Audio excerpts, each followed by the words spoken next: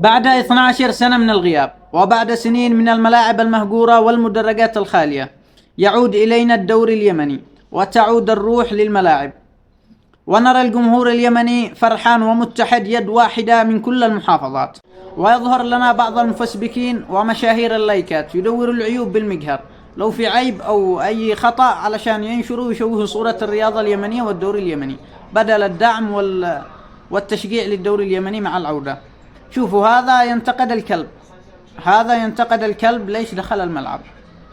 طيب يا أخي، هل نسيتم أن ملعب برشلونة الكامب نو وملعب ليفربول أنفيلد دخلته الكلاب والسناجب والقطط والفيران، حتى الفار دخل ملعب ليفربول قريب. طيب ايش فعلوا؟ هل انتقدوا؟ هل ضحكوا؟ لا أبدا، ضحكوا طبيعي وكملوا المباراة.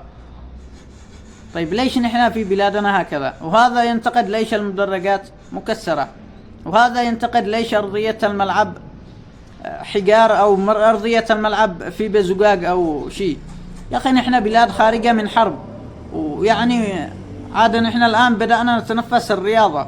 الآن مع عودة الدوري اليمني إن شاء الله عودة الروح للرياضة اليمنية وللملاعب اليمنية، واللاعبين بدل ما يضيعوا والشباب بدل ما يضيعوا بالشارع الآن عادوا إلى الملاعب، وإن شاء الله هذه بداية خير.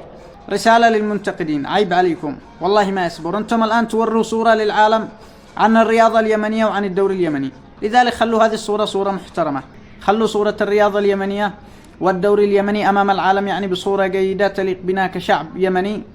وباركوا هذه الخطوة ودعموا وشجعوا الدوري اليمني، وألف ألف مبروك للجماهير اليمنية ولكل الشعب اليمني هذه الخطوة الجيدة، وبالتوفيق إن شاء الله لجميع الأندية اليمنية.